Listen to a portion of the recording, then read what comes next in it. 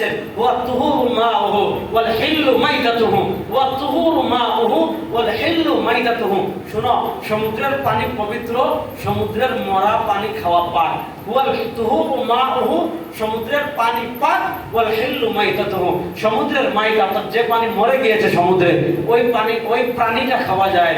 যে দেখেন আল্লাহ নবী ইসলাম কোন প্রাণীকে আলাদা করেননি, বলেছেন বলে হিল্লু মাইতাতুহু, সমুদ্রের প্রাণী আপনি কি করতে পারবেন, খেতে পারবেন যদি এটা মরাও হয়। ওটার থেকে কেউ কেউ এই কথা বলেছেন, কাঁকড়া যদি সামুদ্রিক কাঁকড়া হয় তাহলে যেহেতু এটা সামুদ্রিক প্রাণী এটা খাওয়া যাবে।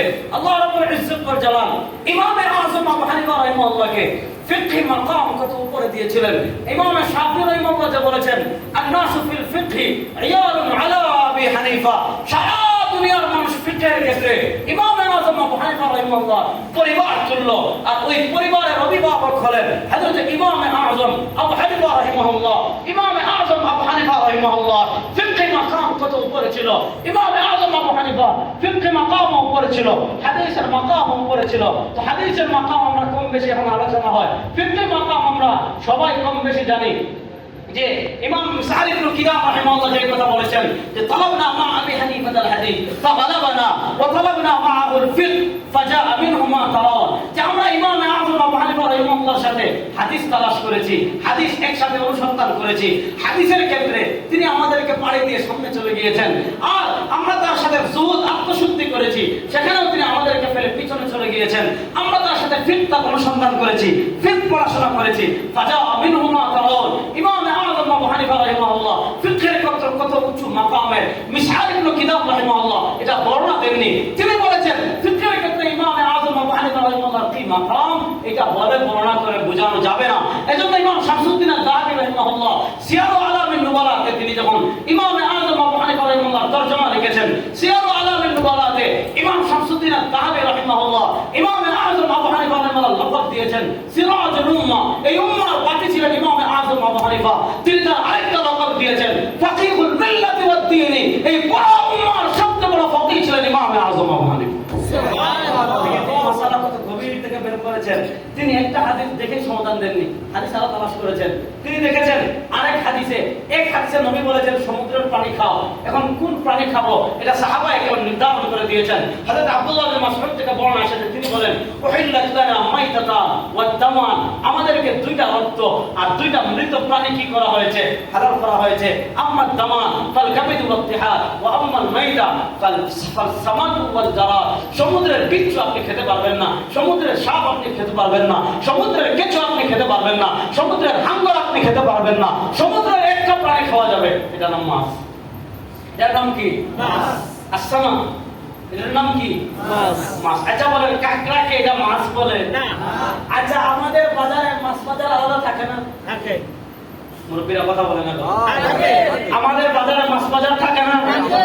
আচ্ছা জীবনে দেখছেন এই মাছ বাজারে কেউ মাছ বলে কাঁকড়া বিক্রি করে? না। যুবকরা বলেন না? না। মাছ বলে কেউ কাঁকড়া বিক্রি করে? না। তাহলে বোঝা গেল কাঁকড়া এটা মাছ না। বলেন না কাঁকড়া এটা মাছ না। অক্টোপাস এটা মাছ না। সুতরাং এটা খাওয়া যায় না। এরপরে চিংড়ি, চিংড়ি মাছ। বলেন চিংড়ি মাছ। কিন্তু কাঁকড়া মাছ জীবনে বলছে কেউ না। কিন্তু চিংড়ি মাছ কথা বলে না, চিংড়ি মাছ কাঁকড়া মাছ কেউ বলে না। এজন্য দেখেন আমাদের বাজারে আমাদের সিলেটের অনেক বড় আলেম ছিলেন আল্লামা মুশাহিদ রহিমপুরি রহমাতুল্লাহ। কত বড় আলেম ছিলেন এটা এই প্রজন্ম, এই ফেসবুক প্রজন্ম এটা জানবে না। এই ফেসবুক প্রজন্ম পড়াশোনার সময় নেই, তাদের ধ্যান খেয়াল চিন্তা চেতনা সব হলো কি মোবাইল। মোবাইল এটা যে আমাদের তালিবুল ইলমদের কি পরিমাণ ক্ষতি করেছে আমি আল্লাহর শুকরিয়া আদায় করি। অন্তত আমরা যে প্রজন্মটা ছিলাম আমাদের পর্যন্ত কিন্তু মোবাইল এতটা অ্যাভেলেবেল ছিল না। এখন তো মাশাআল্লাহ হুজুর পড়ার সামনে পোলাপাইন পিছনে বসে ফেসবুকে ঠিক আছে আছে না নাই? আছে। আল্লামা মুশাহিদ রহিমপুরি রাহিমাহুল্লাহ একটা মাসালা এজন্য বলছি এটা বোঝার জন্য। আমাদের উপমহাদেশে একবার চিংড়ি খাওয়া যায় নাকি না যায় এটা নিয়ে তুমুল বিতর্ক ছিল। একদল আলেমরা বলেছিলেন, তখন ফতোয়া দিয়েছিলেন যেটা খাওয়া যায় নাই, আর আরেকদল উলামা কেমন বলেছেন এটা খাওয়া যায়। এখন এটা কি পরীক্ষা করার জন্য অর্থাৎ যারা বলেছেন জায়েজ নাই তাদের মধ্যে চিংড়ি এটা মাছ না, এটা হলো পোকা। এটা হলো কি পোকা। এটার পক্ষে ওনারা দলিলও দিয়েছেন। আমেরিকা সমুদ্রের নিচে একটা জাদুঘর করেছে। ও পৃথিবীর অনেক বড় রাজা, এই লিফটের মাধ্যমে সমুদ্রের নিচে গিয়ে এটা কি করে, জাদুঘর মানে চিড়িয়াখানা, যেটা সামুদ্রিক প্রাণী রাখা হয়েছে।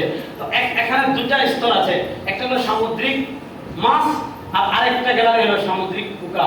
তাহলে চিংড়িকে তারা সামুদ্রিক পোকার যে গ্যালারি ওখানে রেখেছে। এজন্য কেউ কেউ বলেছেন যে এটা তো পোকা, এটা তো মাছ না, এটা খাওয়া যাবে না। আরো বিভিন্ন মত আছে। তো তখন আল্লাহ মুসাইদ বাইপুরি রহিমাল্লাহ বাজারে যে রাস্তা দিয়ে মাছ নিয়ে যায়, এই রাস্তায় দাঁড়িয়ে আছে। একজনকে জিজ্ঞেস করেছেন, এই কি নিয়ে যাচ্ছ? হুজুর মাছ নিয়ে। কি মাছ নিয়ে যাচ্ছেন? চিংড়ি মাছ নিয়ে। বলছেন ঠিক আছে দাও, মাসলা হল। যেহেতু চিংড়ি এটা মাছ, এজন্য এটা কি খাওয়া যায়। এজন্য আপনি অভিধান নিসানুল আরব সব জায়গায় দেখবেন চিংড়ির পরিচয় দিতে গিয়ে বলা হয়েছে ইয়া সামা। এখন দেখেন চিংড়ি এটা একদলের মধ্যে খাওয়া যায়, চিংড়ি বলছেন আফওয়ান কাঁকড়া। কাঁকড়া কেউ বলেছেন খাওয়া যায়, কেউ বলেছেন খাওয়া না যায়। এখন কেউ যদি না যায় মনে করে অথবা কেউ যদি জায়েজ মনে করে, তাকে আপনি ফতোয়া দিতে পারবেন না, তার দিকে আপনি কুফরির ফতোয়া দিতে পারবেন না, শিরকের ফতোয়া দিতে পারবেন না। সে হারামকে হালাল মনে করেছে এটা বলতে পারবেন না। এর বিপরীত মদ খাওয়া হারাম। মদ খাওয়া হারাম। মোবাইলটি করছে মদ খাওয়া হারাম। দাঁড়া, তুই দাঁড়া, পিচ্ছি দাঁড়াও, বলো তো মদ খাওয়া জুড়ে দাঁড়াও, আপনারা বললেন তুমি দাঁড়াও, বলো মদ খাওয়া, সুদ খাওয়া হারাম, ঘুষ খাওয়া হারাম, সিনেমা দেখা হারাম। ঠিক আছে তো? এই যে হারাম, এটা হলো অকাট্য হারাম। কিছু বলবেন? এই হারামটা হলো অকাট্য হারাম, অর্থাৎ নুসুসে কাতঈ দ্বারা এটা হারাম প্রমাণিত। এই অকাট্য কোন হারামকে কেউ যদি হালাল মনে করে সে কাফের। বলে অকাট্য কোন হারামকে কেউ যদি হালাল মনে করে সে কাফের।